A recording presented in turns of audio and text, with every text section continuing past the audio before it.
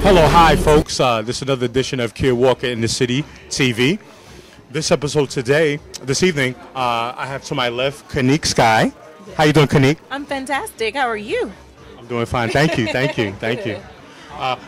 Just for the few who don't know, Kanique Sky was the finalist of the 2006 American Idol. How was that experience? You know, it was awesome. It was a whirlwind because you show up at something like that with thousands of people and you don't really expect to make it as far, you know. So it was just kind of surreal. I didn't realize that I was on it until I was voted off. So, yeah, I mean, it was really just that, you know, much of a whirlwind. But it was awesome. It was great having the chance to share your gift with the world. Oh, that's great. Right, that's great. That's great. What else I wanted to ask you? Oh, well, one of the reasons why we're here tonight, you know what, the Mistress of Ceremonies, right? Yes. Correct. For the Winning and Giving Award. Correct. Okay. How did it come about that you did the Mistress of Ceremony for tonight's event? Well, actually, I'm a singer, actress, and host. So I actually am the executive producer of a web series called StraightFromTheSky.com, where I do celebrity and entertainment news. And I'm usually, like you, holding the microphone, asking the questions. So I actually did an event in Dallas for the Super Bowl, and the young lady who's putting this event together saw me there, met me there, and asked me if I would host her event. And I said I would love to. So I had the chance to fly out from LA yesterday and come and give back with you guys. Oh, okay, that's great. That's great. Thank you. Thank you. I was also wondering too. I know, like a lot of American Idol's finalists, like the next stop is the big record deal and different things like that. Can you tell our folks? I know you just told about your web series. Also, is there anything else we can be looking forward to as we go deep into 2011? Well, I'm really focused on television and film. Prior to doing American Idol, I toured with Tyler Perry and Medea's Class Reunion, and since American Idol, I've done House of Pain, and I've worked with Robert Townsend on a few projects. He's an amazing writer and director, and that's what I'm focusing on now, is going into television and film and kind of delving more into that arena.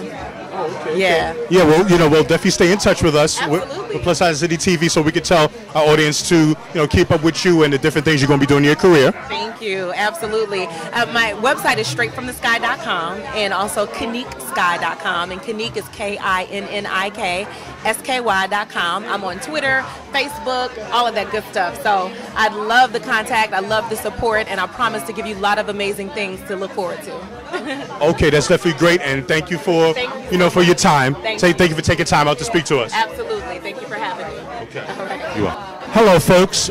Welcome to another edition of Kid Walker in the City TV. Tonight, we're here celebrating two players from the Green Bay Packers. They're being honored from the Giving and Winning Foundation. James Starks and Andrew Corliss, rather, will be here, receiving awards. So we're here tonight to, join in the festivities.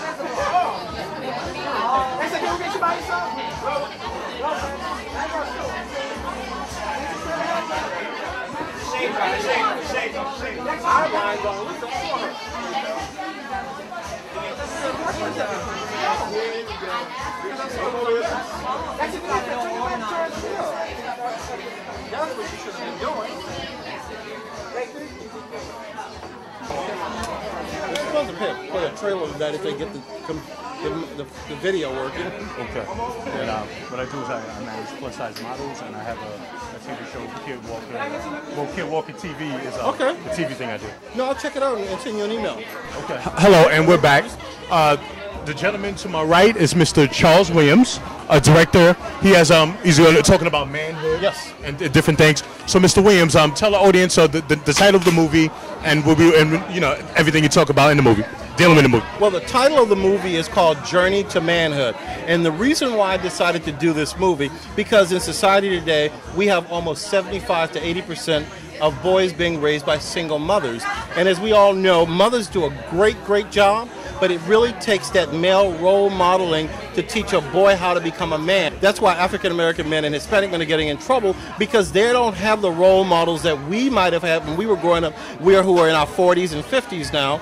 We had those models where we could say, this is how I need to transition from my teens to my 20s to my 30s, now to my 40s. So the premise of the film, I'm starting a conversation and a dialogue to let men and boys talk about what it means to be a man. Not necessarily about impregnating everybody, but it's about responsibility and a full picture and the wholeness of a man, where you can learn how to live with a woman and grow a family. And that's what I'm trying to do with the film, to spark a conversation. Because we're not talking anymore. The older men are not talking to the young boys, and the young boys are totally ignoring the men. Right, that's true. Now, let me ask you this. Now, I always hear that a lot, definitely. What do you think will, how you say, bridge that gap where the elders in our community will be talking to the younger people in our community? Well, this is what I'm finding that a lot of the young men are saying to me. If somebody would just talk to me, I would stop doing a lot of the things that I'm doing. I'm only doing this because I'm trying to find myself, or I'm trying to be the big man on campus. Nobody's stopping to say, hey, Johnny, or Bob, or Mark, this is what you need to be doing. I believe in you. You got talent. Let me help you nurture your talent to get to the next level. And that's what we're not doing. Bridging that gap means taking somebody with experience and somebody without experience and making that union work. Wow, this sounds definitely good. And also tell the audience out there, when can we expect the movie in theaters? Or The film is coming out around Father's Day, because we want to use this film as a catalyst when young men are either looking for their fathers or spending time with their fathers to start this conversation. Starting April 1st, you can go and preview the trailer, Journey to Manhood, at wegmedia.com. That is WEGMEDIA.com. The trailer will be up starting April 1st. And you can register if you want to be part of this project, because we're still shooting. If you want to be part of this project, just go to the website and register starting April 1st, and we will contact you based on our needs for the film. Okay, thank you, Mr. Williams, and good luck with the project. It's definitely needed. Thank you very much. Thank you very much. Thank you. Welcome, brother. This is Mr. Charles Williams, producer and director to Manhood. So you know what? We do a lot of shows about relationships and what's wrong with men and women and all that. And a lot of times the man, the black man especially, comes up as somebody who's not doing what he needs to do. So along your journey to manhood with this film, what did you learn? You know what I learned, and it's probably going to be shocking to a lot of men and women. The number one thing that men don't know how to do is have an intimate relationship with a woman. We know how to have sexual relationships, but no one taught us how to have an intimate relationship. Because if you have to think about it, from the time a male child is born, he's told, big boys don't cry, hold your emotions in. So he starts dating around 16, 17, 18, or whatever the case might be. Then the woman wants to, or the young girl wants to know, tell me, I want to feel you. Tell me what you're feeling. And you look at her and go, excuse me, I've just spent the last 15 years holding my emotions in. Now you want me to talk because you want to gear me? So it's a lot of that pent-up frustration that comes out in violence, all kind of criminal activity, and just being almost nothing to the point where you have no viable gift that you're giving to society, which we all know young people have gifts. God has blessed all of us with gifts, but no one is nurturing those gifts. And if you don't have parents at home, and that's what I was telling a lot of young men when I was talking to a group of them, especially men my age who are in their 40s, I said, if you see a single woman raising a child, get to know that woman, not necessarily on a sexual level, but as a friend, where you can say, why don't you let me talk to Mark, Bill, or John, and give him some advice from a male's perspective, because I think it's natural around 12, 13, 14 years old for a young boy to push away from his mother. Not that he does not love his mother, But what he wants to do is find himself to be a man, because men are built to lead. That's not putting a woman down, because a woman has her place, and that is a very, very divine place. But a man has to lead, and I think a lot of black men, especially black men, have forgotten their role. Can you express on this? So if the man has the lead, but yet he doesn't have the tools that he should, how can he really lead successfully? He can't. And a lot of my brothers are going to be shocked with this. I tell women, if a man is around 35 years old and he hasn't gotten it together, don't walk away from him, run. Because he's going to do one or two things: drag you down, or he's going to have to measure up to where you are. And if he can't measure up, guess what he's going to do? He's going to find your weakest point and make you insecure about who you are. Then all of a sudden what you've built starts to go down. Sounds like some real good stuff. So that's what the movie is going to be about. Wow, I can't wait for this movie. Tell everybody what this movie going to be, because this is up my alley. Well, the movie is about exploring what it means to be a man, especially in the year 2011. This new century we're in, we're finding out that the roles are changing. Are they changing for the good? Or are they changing for the bad? In the movie, we'll find that out by the opinions of experts, professionals, athletes, everyday working husbands, fathers who are doing diligent work in terms of trying to raise their boys to become men. I love it. And I hope everybody does too. Is this going to be just on the internet, or is it going to be a major movie theater? Where we're looking at an HBO, we're looking at a CBS, and we're looking at possibly limited release in the theaters, and we're going to have a companion website where when you watch the film, you then can go home, either video record your story, audio record your story, or send us a text, and you upload it to the website where other people can read about what you're going through as a man. Because some boys grow up without any male role models whatsoever. One young man I interviewed, he told me until he was 12 years old, and this is sound kind of a little crass, but he said, "Charles, I didn't learn how to stand up going to the bathroom until I was 12 because my grandmother never stopped me and my mother never stopped me. And I saw them doing it when I was 3 or 4 years old." But that's a small thing that you can change, but those little significant things where male being in a boy's life can make a difference. You know? Well, definitely get this on some DVDs like Tyler Perry so we can get it. I will do that. All right, that's my advice to the man, baby, doing what it is that he does each and every week just for you as well. And it was a pleasure being on the show today. Well, thank you. I enjoyed myself, and thank you for taking the time to interview me. You know what I want to ask you? The quick thing, give somebody advice that wants to do what you do as far as writing a movie.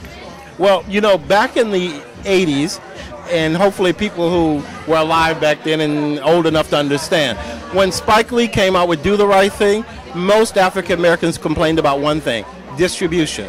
Now with the advancements with the internet and the web, that's gone. 100,000 people can see your film in one day. 1 million people can watch your film. So I say, I don't care if you have an iPhone, a cell phone, a video camera that costs 50 cents. Go out and do the work. It's the quality of the film, and it's the storyline that you want to carry to make people interested in your product. So just work hard at doing it and do something every day, because you're only going to get better as you do it. All right, more of the underground, baby. That's what we call it. All right, thank you so much. I appreciate you. You're welcome. All right. This is Dimax signing out. All right, this is Dimax. We got a whole bunch of interesting, powerful people doing things in the city that's right here with us. And guess what? We got a new guest for you, and I want him to introduce himself and tell you exactly what he's doing, because he's close to us. Where you from? Originally from Lagos, Nigeria. Migrated to the States in late 90s. Went to school upstate, Binghamton. And I've been back working in education, working in urban I'm coming from Harlem. That's exactly where I'm coming from. I spent a lot of my time in Harlem. So yeah, Harlem, New York. Just working with young males and young females and trying to get them my exposure. And the goal is to make sure our rising stars right now are competitive for the 21st century.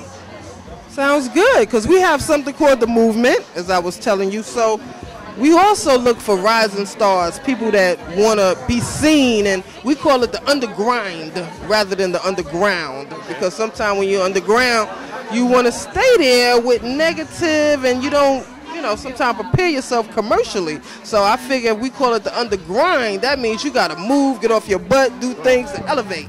So that's what we're calling it. So what you're doing sounds like what we're doing. So you know what, we need to team up and Absolutely. get the kids on the show. Absolutely. I think it would be great exposure. I think when kids start seeing themselves on TV, seeing themselves being taken seriously, you start to do something to them subconsciously. Hopefully they start taking education more seriously. So yeah, I'm open for having some real specialists come in and expose our students to the movement. Exactly. I wanna know, what are the ages of the kids that you're working with? They vary from kindergarten to 12th grade. There's no limit. We work from yay high all the way till they get ready to go to college. So where you work at, what is the focus? It's focusing on talent, education. What is it? I mean, the number one goal, the key focus is academics. Our students have to graduate, stay on grade level, and the end goal is to make sure we get them in college. And then we try to supplement that with the recreational stuff, the soft skills, etiquette, filmmaking, producing, dance, theater, fashion. But academics is always number one. I mean, even with the athletes, there's a reason they call student athlete, because student is first. Sounds really positive. Do a lot of people know about where you work at? Absolutely. Harlem Children's Zone is one of the most nationally acclaimed nonprofit when it comes to community building and education. Obama has mentioned numerous times that he's trying to create promised neighborhoods all over the U.S. And our CEO, Jeffrey Canada, has been on numerous TV networks, Oprah included. So yeah, the work that they do definitely stands out, and I think it's a model that definitely needs to be replicated. All right, that's a beautiful thing. In your own personal time, because you here like me, so what do you do on the side here? I do a couple of different things. On my own personal time, I really enjoy filmmaking and producing. I like to support any of my colleagues that are doing creative stuff. So yeah, I try to be in arenas where creative people usually congregate. How did you get here tonight? I told you the host, one of the hosts is a very good friend of mine, Glenn. And also one of my female friends, she manages a couple of different models, and I'm here to kind of archive some of her work in 2011. Beautiful, beautiful. Well, we definitely gonna be in touch. You gotta give me your information. Absolutely. All right, so guess what? Seeing him, because I'm gonna be calling that number. We gotta get them kids. We are. All right, thank you so much. Anything you want to say before we close? Thank you for this opportunity. I'm excited about the movement. I'm excited about turning 11. I think we're gonna do some great things. Let's make magic. It's getting ready to get warm too. Oh my goodness. Let's make magic. All right, thank you. This is Dimax, and we are still here at this beautiful event with a lot of positive people that's motivating me, baby. I'm telling you right now, a lot of good connections, a lot of good people, a lot of good things is coming up for y'all. So this is 2011, and we told you 2011 was going to be our year, and it definitely is. Dimax Production, Kia Walker TV, baby. Plus size in the city. People testimony in the word. The focus, talent search is on your vision. Taking it to the next level where you need to take it to. And guess what? I got a coach with me right now, and he's going to tell you some of the people that he has worked with. And tell him your name. Hi, how are you? I'm Dexter Ivy, the celebrity runway coach, and I am here at this fabulous event, and I'm sitting with this fabulous lady. We just been chatting up, and we've been having a lot of great laughs. What I do is I train the famous model, and don't forget I do love the big girls as well. I work for Diva Betty Company. Hey, you hear that music, right, baby? I'm gonna get bucked. All right, let me come back. Okay, but I train models at Diva Betty Corporation. I also work with plus size model. I do hair and makeup and wardrobe styling. Not only that, what I do too, I show the models how to walk on the runway at Fashion Week. Some of the greatest people I have worked with, I did the BET Rip the Runway 2009, 2010. Not only that, I do hair and makeup and wardrobe styling. I always want to talk about when we have models, a lot of times with our models, they need to learn how to defeat the runway and don't let the runway defeat them. That means when you stroll down that runway, your head is up, your shoulders back, and your feet are ready to roll. Not only that, I have worked with Trinity 5-7 doing hair and makeup, Luther Vandross, the Diabetic Organization. I have worked with Men at Large from Cleveland, Ohio. I'm from Cleveland, Ohio. Used to be a band director at Glenville High School. And I'm also from Mississippi. My family, Wave, started the Ike and Tina Turner Ribbon and Blues. Now I'm in the Big Apple of New York City. I love it. And what my job is here to do is train models, give you self-confidence. Always remember, designers, model, be creative, and be creative. And don't forget, because you had a setback, a setup is for your comeback. And don't forget also, remember, your walk is your best accessory. And there you have it from Dexter Ivy, the runway coach. All right. He said a mouthful, baby. That's right. So I want to know, my question to you, working at some of these prestigious places that you worked at, how does that feel, you know, in your life right now? Because so many people are always struggling. Like I said, we call it the undergrind instead of the underground. So when you get to the next level, when you at least get publicity that you can say all the things that you've done, how does that really feel inside? Wow, that's a good question. That makes me feel really good because I have to remember every time I get to a different level of where I came from and where I'm trying to go, I have to take it and eat it like it was my meal. And I always tell people, when you get to the next level, don't forget you carrying a backpack. Don't forget to put that in your backpack, because that's like your first aid kit. Okay, I like that. That's your first aid kit, because when you get to the next level, you always can go back in your backpack and say, well, I done this, I done that, and I got my first aid kit with me, so it's not nothing I have not seen already. A lot of times when I'm working behind stage, I do get frustrated because I know I have to do millions of people and millions of things back there, but I learned how to be able to control it and put it all in one line, and I have to tell myself, we are with an American Idol finalist, all right? Kanique Sky, baby. Kanique Sky in the house. So, how are you? I'm fantastic. How you doing? I'm good. It's a pleasure to be here with you. I want to know, because you know the people want to know. Is it really all love on American Idol? You know, I can honestly say between the contestants, my year, that's all I can speak for is my year, there was definitely a lot of love. We're still family. I mean, we still stay in touch. We still support each other's careers and what we're doing and all that good stuff. So, yeah, definitely is love. And you meet people that you have lifelong relationships with, yeah, who understand you and understand this industry and what you've gone through being on something like a machine like American Idol. So, yeah, it is love. It is.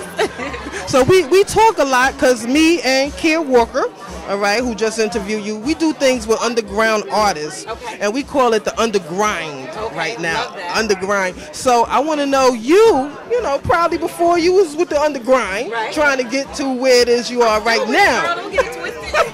But I'm saying you at least reached a plateau that we here today right now. Well, so yeah, that's a big step, you know, from looking at TV to being on TV. You're right. So tell the people out there, because anytime I interview anybody that's doing things, I want them to give somebody some great advice. Okay. Consistency is key. If you give up, it's like everything that you've done before that is a complete waste. So however long you've been grinding and at your game and working on your craft, then you've just thrown it out the window. So never give up. There's always opportunity. Think about it like this. My pastor always said, just the moment when you give up is right when your dream was right around the corner. So if that doesn't keep you going, I don't know what is. And another thing that I really, really believe in is stay ready, and you'll never have to get ready. So always prepare to be successful, and when that opportunity comes, you'll be ready. And if you plant seeds, they will harvest, so keep doing your thing and don't quit. When it comes to the friends of your past and the support growing up and things like that, are you still, you know, with those people from back in the day, or did you get a new circle? No, well, I add to, you know what I mean? I like to think of my life as getting richer as time goes on.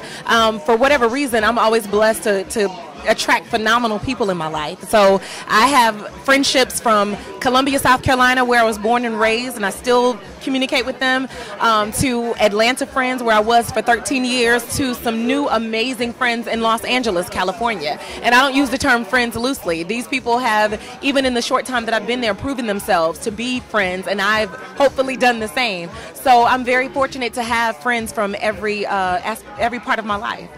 And working with Tyler Perry, like everybody loves him, Medea, you know. How was that?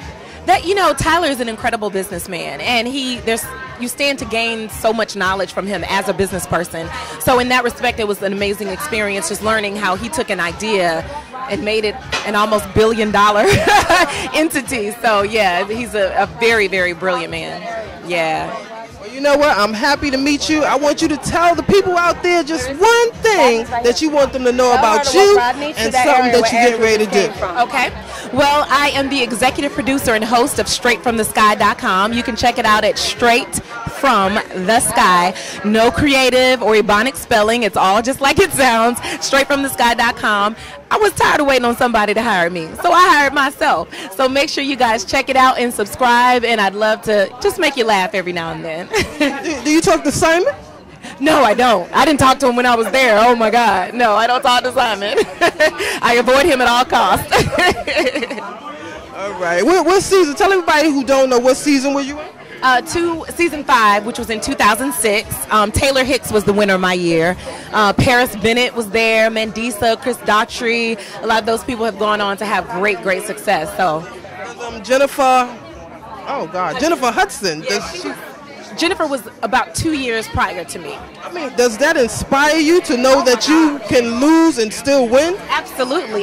But how can you even be considered a loser when 100,000 people audition for a show and you make it down to top anything? 100,000, can you put your mind around that? That's huge. So even if you don't necessarily beat or crown the American Idol, there's no way you've lost having had that platform to be exposed. Yeah. So with that platform, what did you see in your life that changed? Like once you were on American Idol, what changed?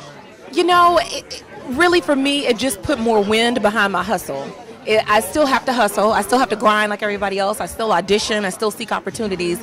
But it just gave me a little more platform. It allows me to sit down and talk with people like you because I have the American Idol brand behind my name. So it wasn't necessarily the end all be all, but it was definitely a stepping stone within my journey, the journey of my career. So yeah.